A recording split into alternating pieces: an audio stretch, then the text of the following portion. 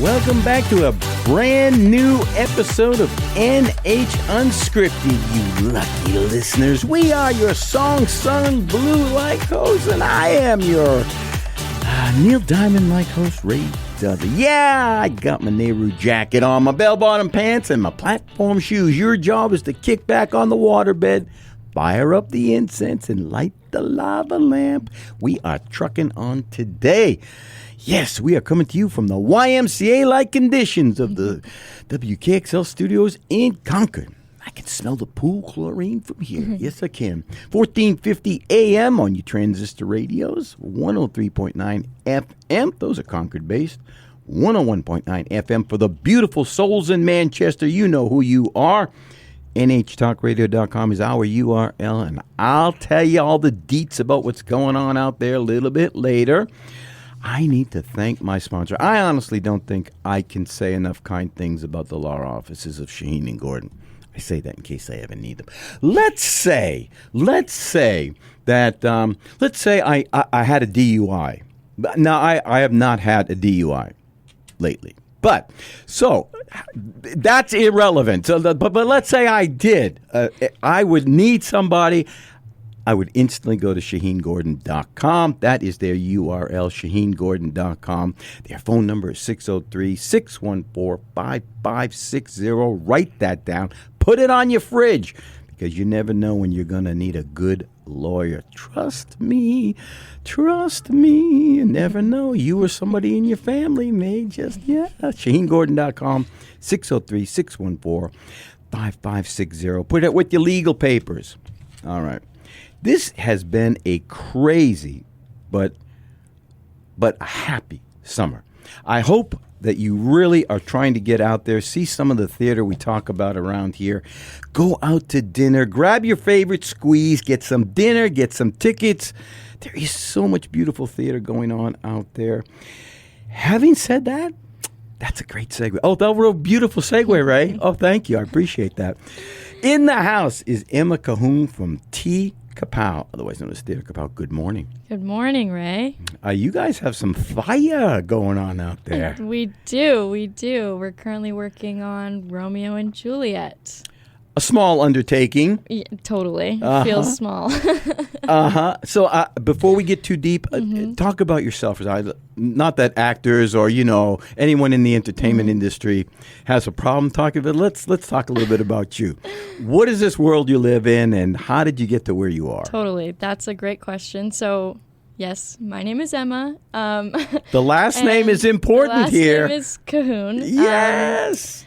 My parents are the founding owners of Theater Kapow, the founding members, which is a Manchester-based theater company that started. See, I was just thinking about this. To me, it's based on the age that I was, and I couldn't tell you the year. But I do believe it was the year I was in kindergarten that Theater Kapow surfaced. So I think that was 2008. I think I was in reform school back then. Right. Yeah, I think it was 2008. And Theater Kapow is kicking off with Romeo and Juliet its 18th season. So, I spent many of the first years of Kapow sort of lurking in the corners of rehearsals when my parents couldn't get childcare. But it was a really special way to grow up and witness so much art and culture that my parents exposed me to, and so many incredible people that my parents exposed me to. And so after I got back from school, I went to Boston University. I came back to New Hampshire, and now I've been working with Kapow in a few different capacities. So I'm the marketing and outreach coordinator for Kapow, and recently I've been directing a few of their shows. So when you went to Boston University, did you major in theater? I did, yes. You did? Yeah. Yeah. How did you like that? I don't know. I've been to college. I spent a little time in college that I remember. Those were crazy years. Yes. But were you happy with the what they taught you there and all of the different? I know sometimes you get in there and you're like, what a waste. Yeah, no, I loved my time at BU. I did start in the fall of 2020. So there was, I took pandemic acting classes over Zoom, which was a very unique experience. And so, it's funny, like when I connect with other BU alums, we're kind of already, I graduated last year, and we're kind of already like, well, I don't know that you and I went to the same sort of, program. There was so much turnover, and then the pandemic of it all. So it was a very unique experience, I think, especially for like my cohort. But I loved it. I think it totally shaped me. I mean, my parents are so responsible for the person and the artist that I am, but I think stepping out and having other people, refine what I didn't already know just really sharpened those senses in me. So I loved it. So when you went through all of that, the courses, did it change your mind at all? I know sometimes folks get in there, I want to do acting, or I want to do, set design or something. Did it change your mind, or did it just sharpen your focus more? I think that it ultimately sharpened my focus, but I think that I went on kind of a A, B, back to A journey. Like I got there and I was like, I want to direct and I want to write and I also want to act and I want to do everything. And then I fell in love with acting classes so hard that I was like, I am an actor and that is it. And then I was like, no, never mind. I actually do want to go back and do everything. So yeah, I went on a little bit of a journey, but that's also, I think, part of what was the blessing of school was it was just a big old wide open space to try all of it out. And then later on in the process to really sharpen those skills to use your which word. is an excellent way to do it. You get in there, it's just a buffet, and you got to try everything, because how do you really know? Exactly, yeah. There's no way. I mean, in college we're all young. Yeah. I almost said we're all young, but that would be not true. So you are now directing, right? How did this project land in your lap? Yeah, so this is the third year of Theater Kapow's engagement with the Shakespeare on the Green series. For the past 2 years, we've done A Midsummer Night's Dream, and the first year of it, which was 3 summers ago now, I performed in it. I was in the Hermia Quince track, which was really fun and crazy. And then when we were asked to return last summer, our amazing director from the first year, Samantha Tella, couldn't return, and so I threw myself in the ring and I said, well, I feel like I know the play because I just did the play, so can I direct it? And my parents very kindly took me up on that offer, and I directed that one. And then we were invited back, miraculously perhaps. But you've chosen not to do a repeat of Midsummer. Yes, we chose not to do a repeat for a few different reasons. I mean, we also, after the Shakespeare on the Green series, were invited to participate in the school series at the Capitol Center. So we also do these Shakespeares in April for high school students, which means that Kapow has done Midsummer 4 times in the past 2 years. And I was like, it would be fun. Anything else? Something, yeah. If we did anything else. And so I pushed for Romeo and Juliet for a few different reasons, and I got my way, I guess. So for people who don't know, it takes place, it's an outdoor project. Yeah. So explain a little bit about how that works and where it is and all that. Totally, yeah. So we're at the Green at St. Anselm College, so on their beautiful quad in front of Alumni Hall. They set up a stage in the very same way that they set it up for graduation. They put a little platform there. Nice. And it's a very, it's just a beautiful summer night. I mean, people bring their own blankets and their own picnic baskets and their own bug spray. Pro tip right there. Yeah, bug spray. And we all sit outside together. The actors are outside invisible the whole time.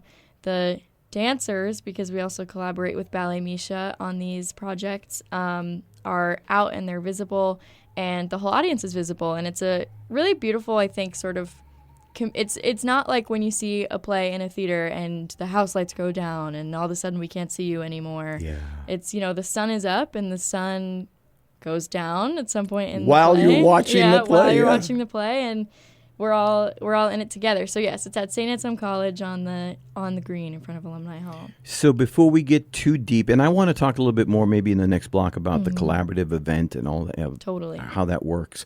But can you give us like some dates, some pricing, and a URL or something that folks can? Yeah. So Romeo and Juliet is running the 17th, 18th, and 19th of July, and the 24th, 25th, 26th of July. Mm-hmm. And you can find the info on www.tkapow.com. So well said. So well said. Hang on. Wake up, Maggie. I think I got something to say to you. You are listening to NH Unscripted. I am your Rod Stewart-like host, and we are coming to you from the dating game like digs of the WKXL studios in Concord, 1450 AM, 103.9 FM on your Sony Walkmans, 101.9 FM for the beautiful, beautiful souls in Manchester. Emma Cahoon is in the house. Royalty, royalty. We will be right back.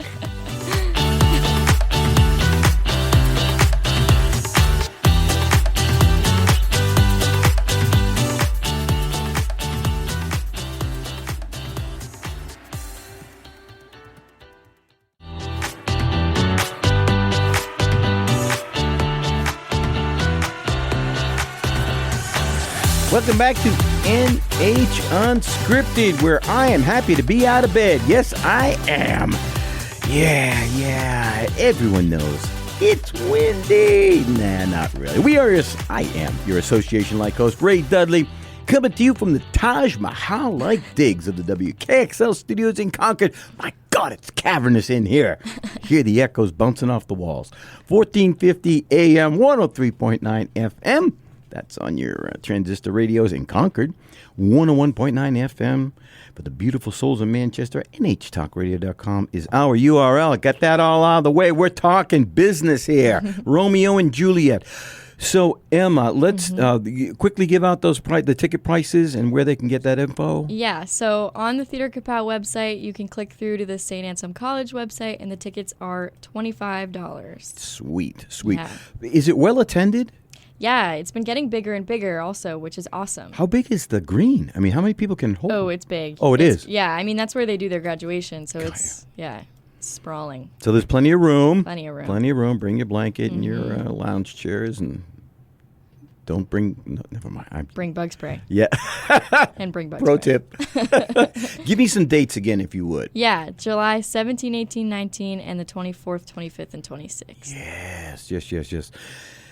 So, who's in it? Do we know people who are in it? You know, Totally. why don't we try to scratch that itch? Yeah, so Theater Kapow, in a very Theater Kapow way, likes to do our Shakespeare as sort of small and tight and crunchy and physical as possible. So we have 7 actors playing all of the roles. And let's see, who are Theater Kapow alums? We have Theater Kapow company member Rachel Longo as Lady Capulet and Lord Montague. Confused track. We have Theater Kapow alum Katie Prue as Lord Capulet and the Apothecary. Hey, Katie. Katie's Prue. my friend. Yeah. We also have alum Court St. Gelais, who also helped me cut the text and is just a Shakespeare savant, is truly a master of the language. Well played. And so really was a huge help in, refining the story to what we wanted it to be in our version of telling it. So those are our alums. And then we also like to use the Shakespeare as a way to pull in some new people, or maybe some people that we have known as individuals for a while, but just haven't had the opportunity to collaborate with. So Leslie Pasternak is the Friar Lawrence and the nurse. Mm-hmm. And then we have Casey Dow as Romeo, Greta Schwartz as Juliet and Tybalt, and Jay Doan as Benvolio, and some other characters. So what's been the most difficult thing to get this together? Because you've got this collaboration, and I do want to get to that in a second, but there's a lot of hurdles here. I mean, yes. Besides the fact that it's a small cast. But so what are the struggles putting this thing up? I think, honestly, the trickiest thing is the time. We started rehearsal on June 29th, and here we are on July 18th, and we opened yesterday. So it's a quick process, and I think that there are pros and cons to it. It means we're really, really living in the text every day that we're there. We're being super specific and getting to the bottom of everything that we can every day that we're there. But But it also just means, there's a race against the clock that we face in every rehearsal process, but that feels really condensed in these. But yeah, so I think time is the hardest thing, what with all of the sort of elements that we're battling. But in the same way that when we're outside and that sets the rules for us, the rules are set by the clock. The clock goes and we go, and here we are, and we opened and it went fantastic. I'm assuming some of these folks have other lives that they have to work around, right? Yes. Yeah. So where have you been rehearsing? We rehearse at St. A's. You do? Yeah. So we do rehearse indoors. Well, let me specify. The other thing that's sort of crazy is that Theater Kapow and Ballet Misha do not rehearse this together. We have 2 days together, which we're both get to that this week. Interesting. So Ballet Misha is working hard over in their studio. We are working hard over at St. A's and indoors in an indoor rehearsal space. And then just this week, we combined all together on the green on Monday, did it again on Wednesday, and then we opened yesterday. So that's kind of like a musical, right, where they kind of bring in the orchestra. Mm-hmm. Yeah. Not like within the next 24 hours before opening. You know? Totally. It does feel, when I'm approaching this process, I do harken back to my musical theater days, and because it's so many moving pieces and so many elements, some that we can control, some that we can't. But then it is totally like bringing together a whole orchestra, and it just, when everybody knows their part, it totally sings. So there's 7 people in the cast. How many people in the dance company? 16. Man, oh man. Yeah. So how do you, that's choreography in and of itself, just trying to get them all intertwined. Absolutely. And talk about that. Yeah. So Amy Fortier is the director at Ballet Misha, and we first combined to do Midsummer last year. So we did it without dancers once, and then we did it with, and now we're doing Romeo and Juliet with them. And last year was like totally a test run where we just figured out, like, does this even make sense? Like, is this, what does this even look like? Theater Kapow and Ballet Misha have been interested in collaborating for a long time, and because they have Midsummer in their canon, they do the ballet. Mm-hmm. It seemed like it could be a really fitting collaboration, and we were totally right. But this year, we wanted to be a little bit more intentional about how they were integrated. Last year, I think it was a little bit more disjointed, I guess, for lack of a better words, where it was, the text and then the dance, and then the text and then the dance, and they were playing off of each other, but they weren't super in relationship with each other. So this year, we wanted to find ways to integrate them as much as possible, which is crazy in our rehearsal process, because it basically means that Amy and I meet and we say, this is what's going to happen. This is what we want to happen here and here and here. And then we each go to our respective sides of things. And we say, so here we are rehearsing the play. We're rehearsing. And remember that there are 3 dancers right there. And we don't have them here, but just remember that they're there. And then how's that work out? Yeah, that's it worked beautifully. It worked. We combined. Just pretend there's someone standing there. Yeah, just pretend there's someone standing there. There will be. But the other thing about the green is that it's so much more space than I think any of us are used to working in. That's a very good So much more space. So we get out of the rehearsal room, and first of all, the actors have to go through this. There's always a thing when you get into the performance space, and you're usually in a bigger room, and you have to figure out how to project and how to take up all the space and how to, scale your blocking that you were doing maybe in a tiny rehearsal room and fit it onto this larger space. But for us, it's like there's the sky. We were in a little black box, and now there's the entire blue sky, and so the dancers and the actors are never on top of each other, which is, I think, also helpful in that process. But yeah, it's a really cool and beautiful collaboration. So they have a few full-length dance numbers, full pieces of choreography, that in Romeo and Juliet are mostly fight sequences.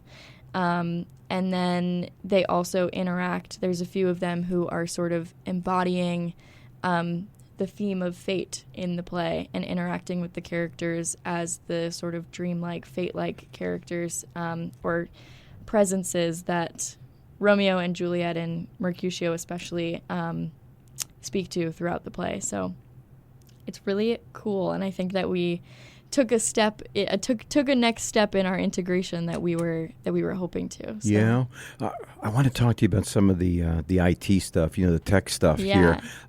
Is it mic'd? Are they mic'd? It is mic'd. They yes. are. Okay. Yeah. So that's another level. You've got to get a sound guy in there. You have to, and if it's wide open, what is that? That's going to be bouncing off nothing out there. Yeah, there is a little bit of an echo. Acoustically. Yeah, there is a little bit of an echo because it is like a quad. So it does eventually hit a brick building that's like all the way far away from us. And there's a little bit of an echo. But I mean, we try to do it. It's funny. We try to do it as scrappy as possible, but that's not super scrappy because we do need a full sound system. Yeah. Especially for the dancers' music. So there's mics, there's music. But other than that, we don't have a whole lot of leeway over a set. There's the sky and there's the building behind us and there's the green plot. And so we make those things our set. And we can't move them, so we respond to them. And they become Verona for the 2 hours that we're there. So, Okay, hang on. Yes, a cliffhanger. You got it. Yeah. Oh, my gosh. You are listening to NH Unscripted, you lucky listener. We are coming to you from the not-so-overly ostentatious digs of the WKXL studios, in Concord. 1450 AM, 103.9 FM on your transistor radios. The poor kids get the 8 transistors. Ha! We got the 16. 101.9 FM for the beautiful souls in Manchester. Emma Cahoon is in the house, and we're talking all things Romeo and Juliet. We hope. We'll be right back.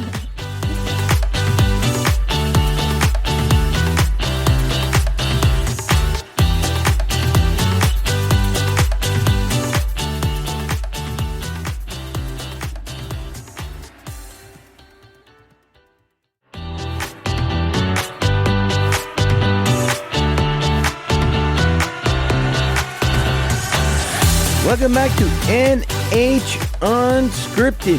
How can you mend the broken heart? Yeah, you found it. That's how you're going to do it. I'm your Bee Gees-like host, Ray Dudley. We are coming to you from the Hollywood Squares-like digs of the WKXL studios in Concord. I love sitting in the center square. 1450 AM, 103.9 FM on your Sony Walkmans. 101.9 FM for the beautiful souls of Manchester. NH Talk Radio is our URL. Enough about us. We're here to talk about Theater Capel's upcoming production. Ooh, I said upcoming, but you already opened. It's happening. Man, oh man. It's okay, happening. Let's get right into that. Yeah. So how was the opening night? The opening night went very well, except for the fact that because it's outside, we do have to face rain. Did it rain last night? Oh, wait. Pretty yes, majorly. It did. Yes, pretty it majorly. Did. Yeah. So we ended up moving inside to the Dana Center, which went very well, but it was a space that we've never rehearsed in. And so we got word about an hour before the show was set to start that we needed to move inside, that the audience had been contacted and said the show's going to be in the Dana Center. And so we had about 45 minutes to restage the show on that stage. No pressure. I think it went... I sent my cast Be a honest message. here. No, it went so just you and me. well. It went so well. And I said to my cast, if you can do that in 45 minutes notice, the next 5 shows are going to feel... Well, hey, looking at your cast, honestly, I know a lot of them. Oh, yeah. Dude. They can do They're it. pro. Yeah, absolutely. Pros, absolutely. pros. Yeah, no kidding. And when you're in a situation like that, it's just teamwork. You lean on each other and you get it done. And they did. Yeah. They totally did. You help each other out and it went perfectly well. Yeah, that's one of the great things about theater, right? Totally. It's very collaborative. Totally, yeah. Even if you don't have like a dance company helping right. you out. I but, know, right. Yeah. It's all team effort. Yeah, it totally is. So why Romeo and Juliet? Why this version? What's different about it? Is it contemporized? Did you have, is that even a word? Yeah, I mean... When you're my age, you just make stuff up, Or if you're Shakespeare, you yeah, just make stuff there up. you go. There you go. Yeah. I mean, Romeo and Juliet is... I mean, it's sort of a duh statement, but it's a play that I've loved for a long time. It's a very important play. And I guess maybe part of why I was drawn to it on a personal level is that it's a piece of work that as a sort of young director, I was very attracted to in its structure. It's like a plot structure that we learn plot based on. And so, and character. And so I was really, I always wanted to direct it. And I also thought that it Wait, you always, seriously? Seriously. In your mind, you had what you wanted to stage as... Oh, absolutely. Absolutely. Oh, that's crazy. Yeah, absolutely. I mean, I also love the Baz Luhrmann movie is like one of my favorites of all time. Which is I'm going to nod my head controversial. as though I knew what that meant. But... the Leonardo DiCaprio. Thank you. Yeah, Baz Luhrmann is the director. Yeah, so it's like one of my favorites, which is controversial because a lot of people think that Leo is terrible in that movie, but I think he's adorable and lovely. And I think it's so well directed, and the high concept of it I'm fascinated by. And so I had all of these sort of like big visions of it once I wanted to do it with like live DJ, and like I had all of these like huge visions of what I wanted to do with Romeo and Juliet. And then I got this group of people, and I got the dancers, and I got the set circumstances of the, well, I guess the green and being outside, and also the moment of time that we're in history.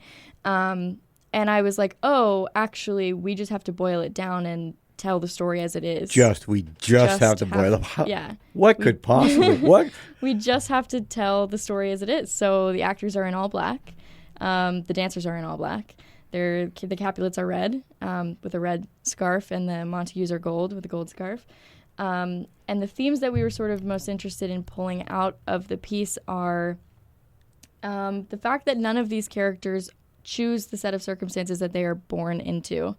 And a sort of inheriting of this, it's a sad story if you weren't aware. But there's so much spoiler alert fear and hate and anger that these characters are born into. Those are their given circumstances, and then we watch them navigate the world, having grown up that way. And that's even true of the parents. And so I was really interested in this idea of sort of generational cycles and enemies and hate and love and these things being passed down by generations. And so that led to, so many things. Court focused on that in cutting the script. Those sort of themes are how we decided to double the characters. There's totally a version of this play where a Romeo or a Juliet could also be one of the older characters, could also be Lord or Lady Montague or Capulet. But I wanted our cast to span generations as much as possible so that we could get that idea of the passing down, the many generations of this story. And so that led to how we doubled. Are you saying that somebody at one of the actors could be playing an older person as well as a younger person? I'm saying that could happen, but it doesn't happen in ours. Okay. Yeah, you totally could do that. I'm sure people do that with this play, but I didn't want to do that with this version of this play. So there's a very clear sort of generational thing happening in our play where we have actors who read very, very young, and then we have actors who read closer to the actual age of the friar or the nurse.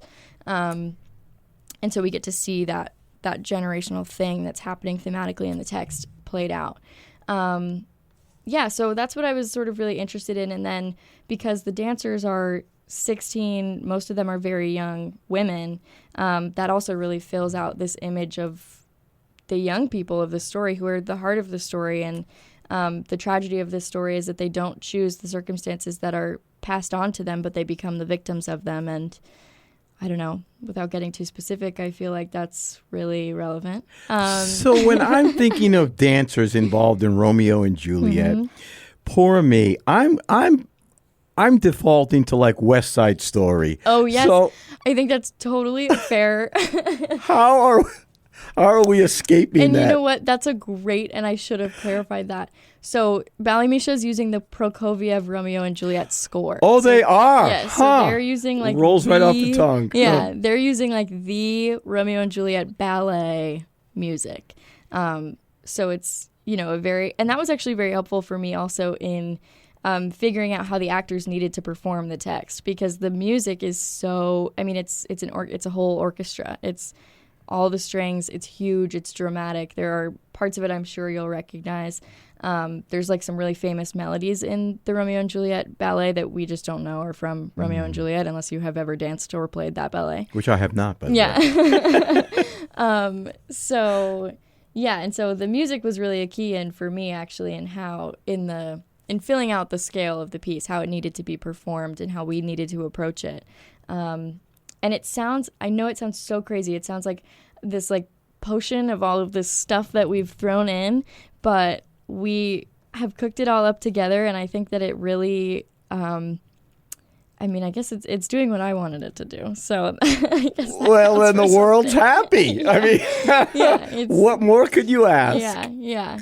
So yeah, that's kind of, I think, we always ask like, why this play, why now? And I think Romeo and Juliet, like the Greeks or like many of the Shakespeares or any of the classics, are sort of relevant beyond maybe how relevant we want them to be. Yeah. I'm sure we would have loved to have moved on from some of these great tragedies that these stories remind us of. Amen.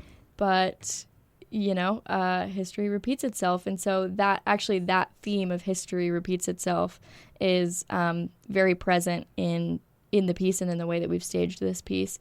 And that's sort of what we're looking at and pulling out of it. There are direct images, like there are tableaus that we see the dancers do, and then a few scenes later we see the actors do, because it's this idea of these cycles that have been passed on and passed on and passed on. And within the play, both Romeo and Juliet at times say to themselves, I have a bad feeling about what's going on. I sort of just had a premonition about. I used to say that when I did drugs. Yeah, that's kind of. There's some of that in there too.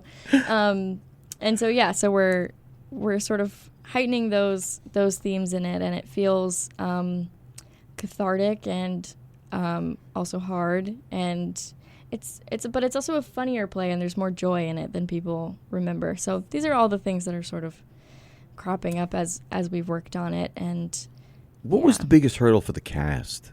So you're doing Shakespeare, which always can be difficult. Because if they don't get the cadence, or they don't understand really what's being the subtext in there, it's buried, or they just can't quite formulate the sentence. It can be really awkward.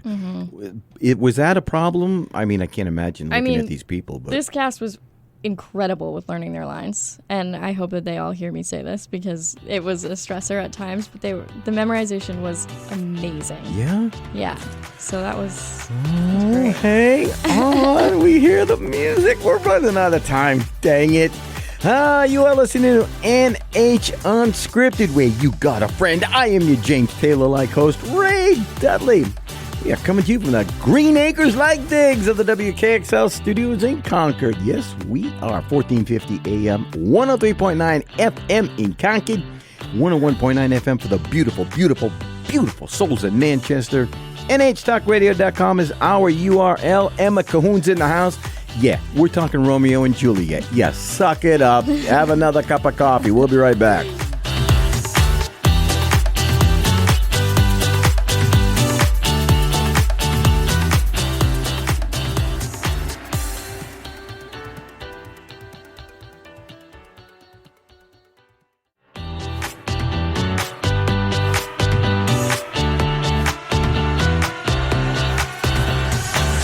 Welcome back to NH Unscripted. Just like a Romeo and Juliet.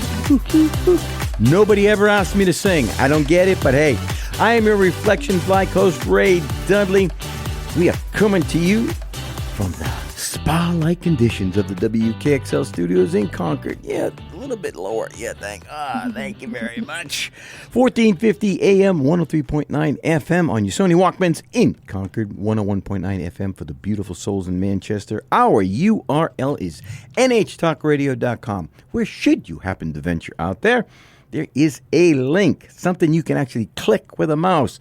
You can listen to this show live every Wednesday and Friday mornings at 9 a.m., or you can find some archives of this tremendous, what should be award-winning program, plus all the other great stuff that takes place out here. Go search around. There's gold in them thar hills. Emma Cahoon's in the house. We're talking Romeo and Juliet. Theater Kapow.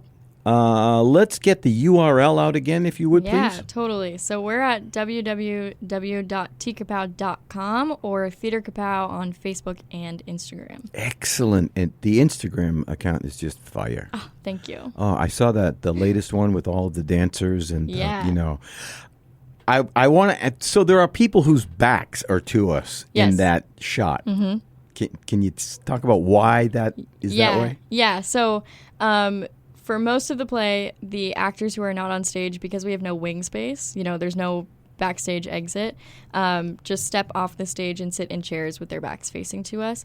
But the reason that I wanted their backs facing to us was because I felt that it was important that, Lord and Lady Capulet and the nurse and the friar don't see the action of this play that they're not supposed to see. There's a lot that happens in secret in this play. There's a lot of sort of sneaking around. But then that's also heightened by the dancers who are the Fates are always looking on, are always watching. So there's a generation whose eyes are turned away, and there's a generation coming up under them whose eyes are always on. But there's so much happening. There's a lot happening. Yeah. But it always comes together. This is kind of one of those things that you'll miss some stuff maybe the first time around, right? I mean, come on. Yeah. I mean, there's also just so much to look at. There's the sky, and there's the beautiful building. There's a statue of St. Anselm right behind us.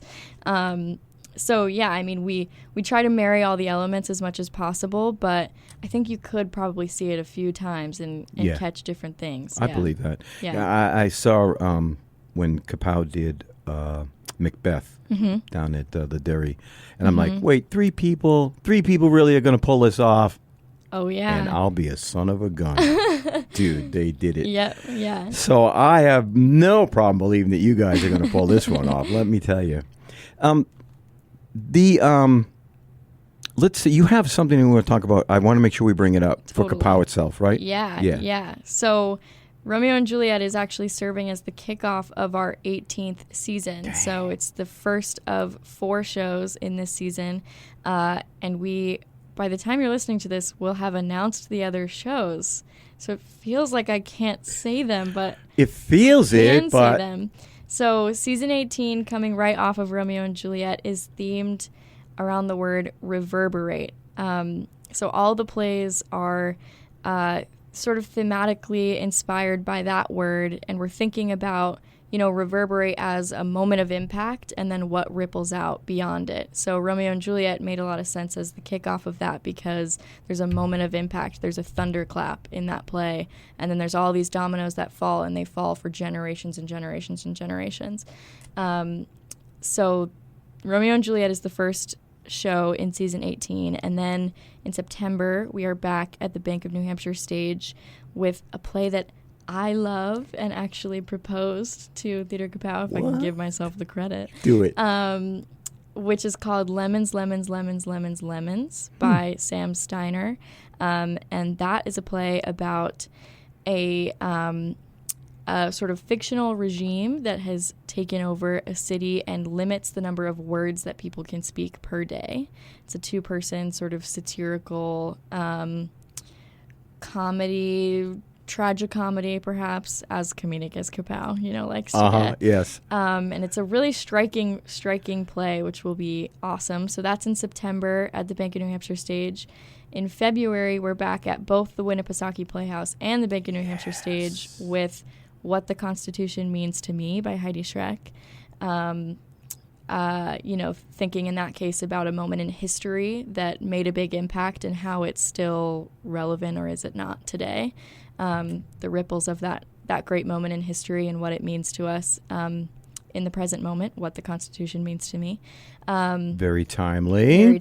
And then in the spring, we are back at the Bank of New Hampshire stage in June, so I guess spring, summer, with a play called Morning Sun by Simon Stevens is his name, which is a play about a granddaughter, a mother, and a granddaughter, so 3 generations of the same family, all women, sort of exploring this idea of the rippling out, the reverberation on the most intimate level. So what does that look like in just our families? What happens in our family that we take from each other, ripples down generations. So that is the season, and it feels crazy to say out loud, but all of that information is available when you're listening to this on Theater Kapow's Instagram, so Theater Kapow, the Facebook, which is also just Theater Kapow, or www.tkapow.com.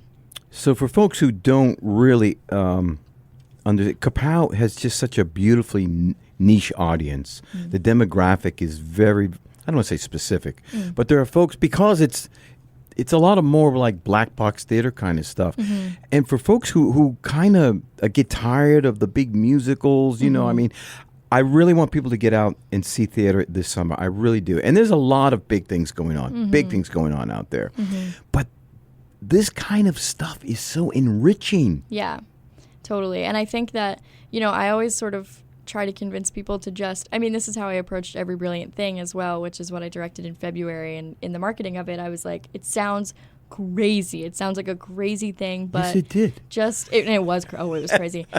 But, you know, the ask is like, just come out and experience something in a room with other people, and maybe the story will connect with you, and maybe the story won't connect with you, but you'll share an experience in a room with other people that isn't as sort of spectacle. You don't lose yourself quite as much in it as you do in a musical, because it's not as big and as flashy, but you might connect with it in a more personal way than you maybe expect to. I think that's what Kapow is really good at. I think it almost catches you by surprise sometimes in the way that you connect with the work. And so, I would just, you know, encourage people to check it out, even if it seems... I'm with you. I mean, you know, there's times to go see the big musicals and it's feel-good kind of stuff.